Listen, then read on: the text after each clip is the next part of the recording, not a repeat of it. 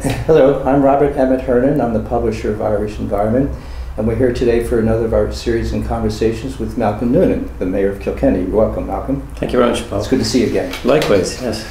Malcolm, could you give the audience a sense of your background, educational and career path? Okay, well, I've been involved in environmental activism for, I suppose, 20 years now, through Earthwatch, Friends of the Earth, and subsequent involvement in politics. So I first elected in 2004 and re-elected this year in 2009, and I had no real formal training up to that point. A number of years ago, I completed a degree in rural development, in sustainable rural development at Tipperary Institute, which was based around collaborative planning and environmental management, and that kind of gave me, I suppose, a grounding for the work I'm currently doing in local politics.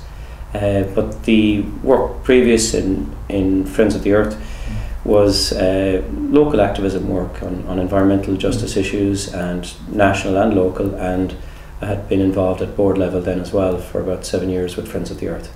Now, you say casually that you're re-elected this year, but in fact you're one of the 2 Green Party members who was re-elected in the local elections. Yeah, one of 3 county councillors. Oh, there's 3. Yeah, three. We took a big hit because of our participation in government. A folly, I suppose some would say, but that was the price we paid. We wanted to go in there and try and affect change and affect the policies that we've been talking about for the last 25 years. Mm-hmm. So it's been difficult on our colleagues, but I think I still would like to think that regardless what happens over the next few months, I think history should be kind to us. I think the party has been there for valid reasons and done a very good job under difficult circumstances.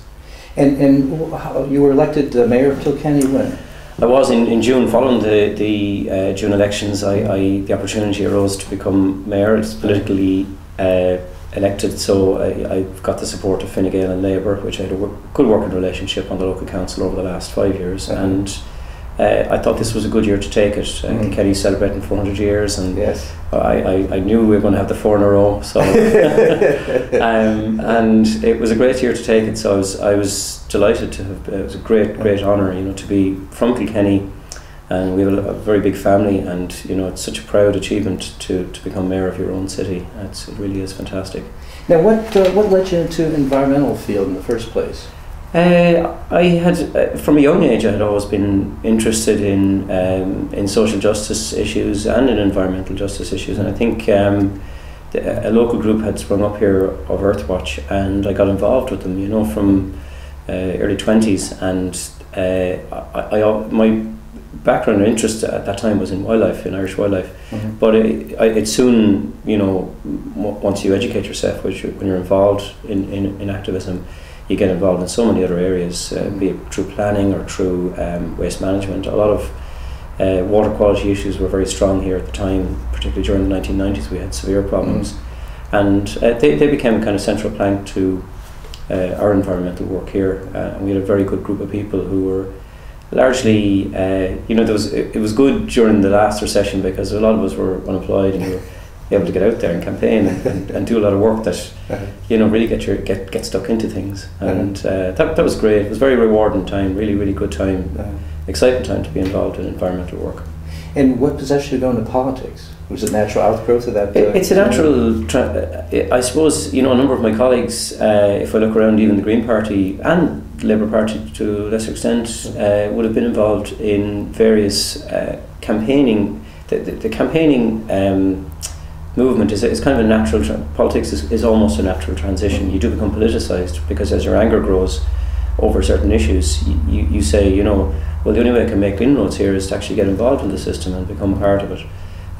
But I hadn't really thought of it too much until the party approached me. Mm-hmm. I had done some canvassing and some work for the party locally for Mary White, and they approached me in 2004 to run here for the Borough and County Council elections, and I did, and thankfully it was a good decision. I think I'd like to think that having a green voice on a local authority can be quite effective, because it can turn the balance of an argument.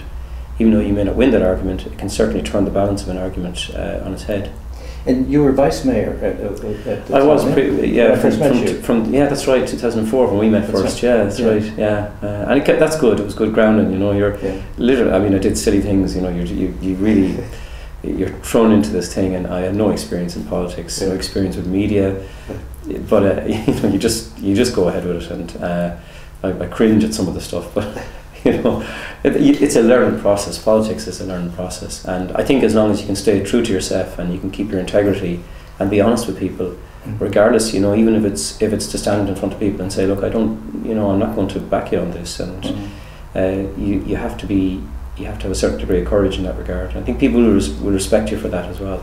You must have learned a lot, because when you were elected mayor, it was by your colleagues, so they must have respected the...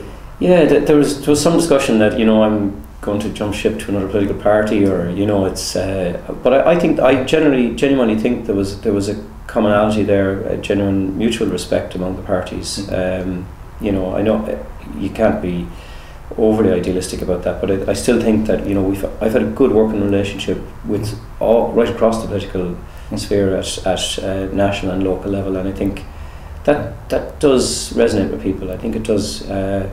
You know, because there is so much cynicism towards politics. But I really think that, you know, that good working relationship, and the fact that maybe if I look back to 2004 and they saw a Green coming in there for the first time, that, you know, there was all sorts of jokes about it or whatever, but, you know, he's the Santa wearing brigade and all that. But they do learn in time that, you know, you're there, if you're pragmatic about issues, you know, you don't have to necessarily take a hardline stance on everything, and there's no black and white.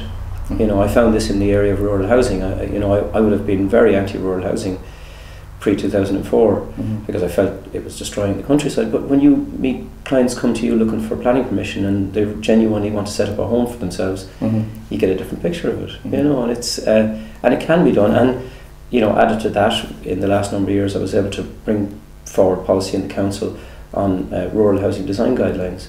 So that now helps inform council policy on a better standard of design of rural housing and landscaping and fitting in this into the countryside. So, it doesn't have to be such a hardline stance on everything. And are you still playing a rock group too? I do. I play music every weekend. What's the name of the group? We have a few bands. One is called the Broken Spokes, and I've been playing music for as long as I can remember. You know, and it's great. It's a great outlet. We used to take it seriously a number of years ago. We were in Dublin trying to get record deals and all that sort of thing, but you soon get a dose of reality. But now we just play for fun, and it's great. It's a really great community of musicians in Kilkenny, and it's a lovely way to do charity stuff, you know, but also just to connect with friends and put the politics aside for a few hours.